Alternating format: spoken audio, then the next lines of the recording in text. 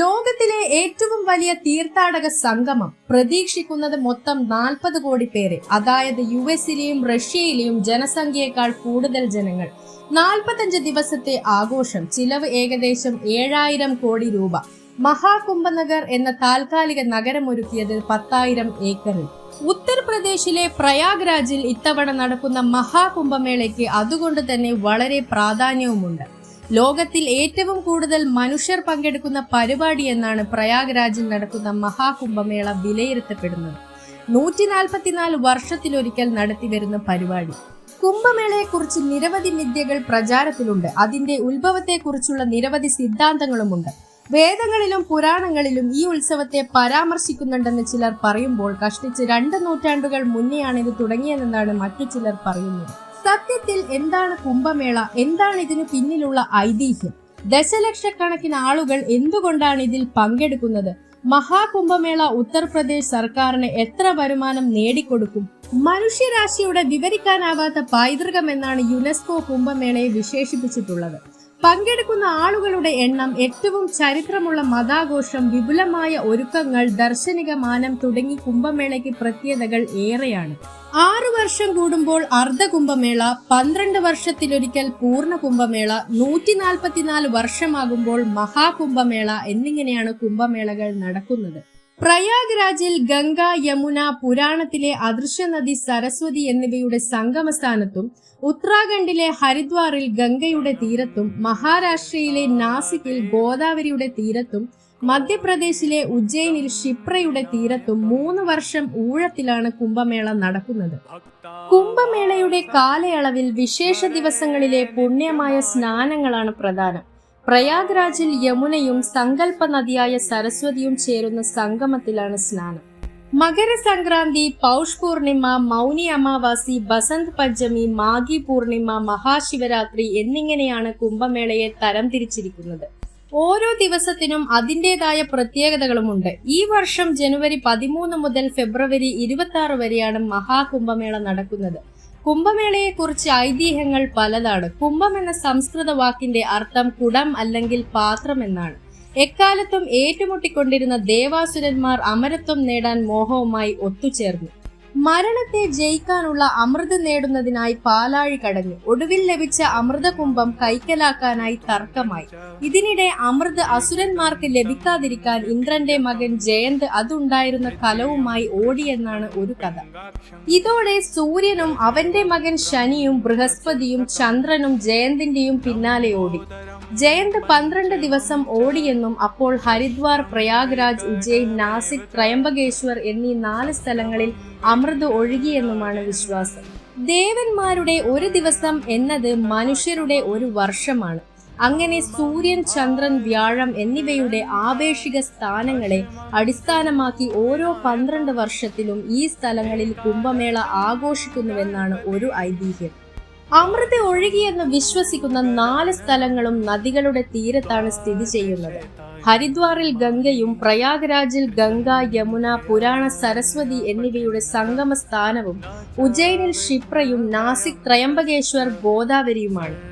ഈ നദികളിൽ മുങ്ങിക്കുളിച്ചാൽ ജന്മജന്മാന്തരങ്ങളായി ചെയ്തു പോയിട്ടുള്ള സകല പാപങ്ങളിൽ നിന്നും മോചനം നേടി മോക്ഷം പ്രാപിക്കാനാകും എന്നാണ് വിശ്വാസം.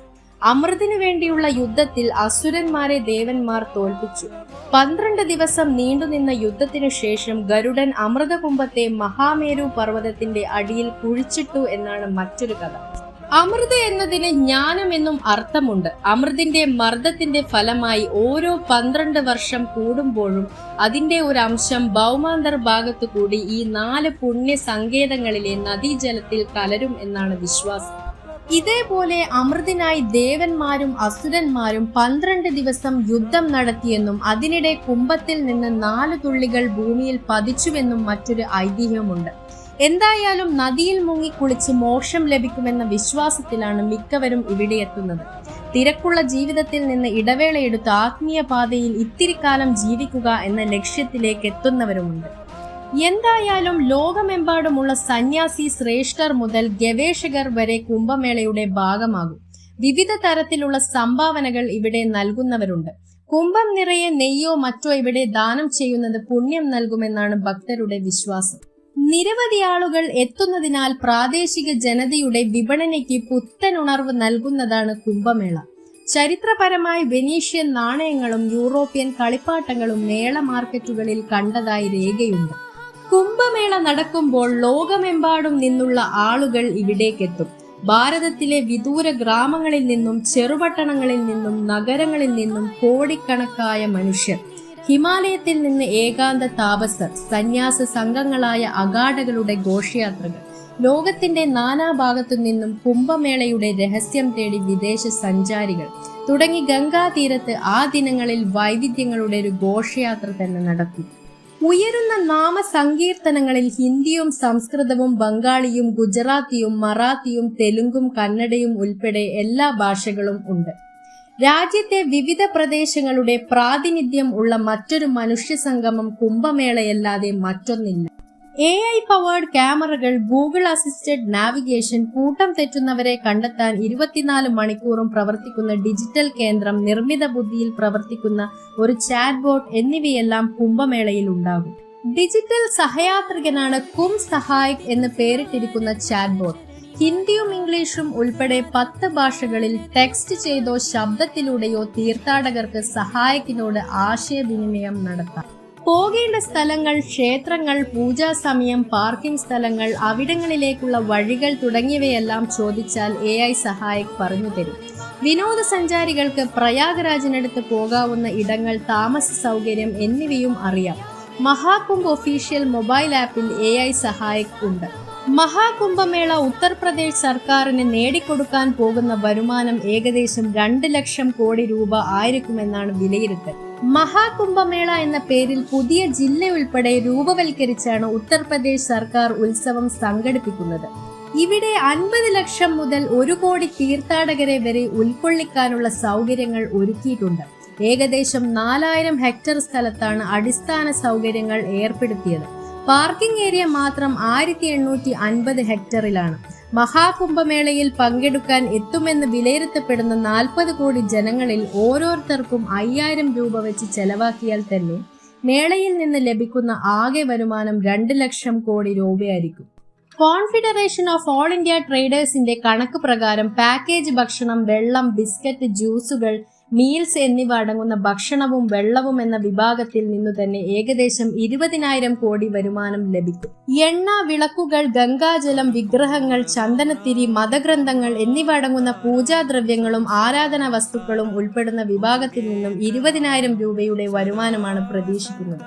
പ്രാദേശിക അന്തർ സംസ്ഥാന യാത്രകൾ, ടാക്സികൾ, ചരക്ക് ഗതാഗതം എന്നിവ ഉൾപ്പെടുന്ന യാത്രാ സംബന്ധമായ വിഭാഗത്തിൽ 10,000 കോടിയും, വിനോദസഞ്ചാരം, ടൂർ ഗൈഡുകൾ, ട്രാവൽ പാക്കേജുകൾ എന്നിവയടങ്ങുന്ന ടൂറിസം വിഭാഗത്തിൽ നിന്നും 10,000 കോടിയും ലഭിക്കുമെന്നാണ് CAITയുടെ വിലയിരുത്തൽ. താൽക്കാലിക വൈദ്യസഹായ ക്യാമ്പുകൾ, മരുന്നുകൾ, ആയുർവേദ ഉൽപ്പന്നങ്ങൾ എന്നിവയിൽ നിന്ന് 3,000 കോടി രൂപ ലഭിച്ചേക്കും. ടിക്കറ്റ്, ഡിജിറ്റൽ പണമിടപാടുകൾ, വൈഫൈ ഉപയോഗം, മൊബൈൽ ചാർജിംഗ് സ്റ്റേഷനുകൾ എന്നിവയിലൂടെ 1000 കോടി ലഭിക്കും. വിനോദോപാധികൾ, പരസ്യങ്ങൾ, പ്രൊമോഷണൽ പരിപാടികൾ എന്നിവയിലൂടെ 10,000 കോടിയും ലഭിക്കുമെന്നാണ് CAITയുടെ കണക്കുകൂട്ടൽ. വീഡിയോ ഇഷ്ടമായെങ്കിൽ channel like, share and subscribe ചെയ്ത് സപ്പോർട്ട് ചെയ്യുക. കൂടാതെ അടുത്തുള്ള ബെൽ ഐക്കണിൽ ക്ലിക്ക് ചെയ്ത് വരും വീഡിയോസിനായി കാത്തിരിക്കുക.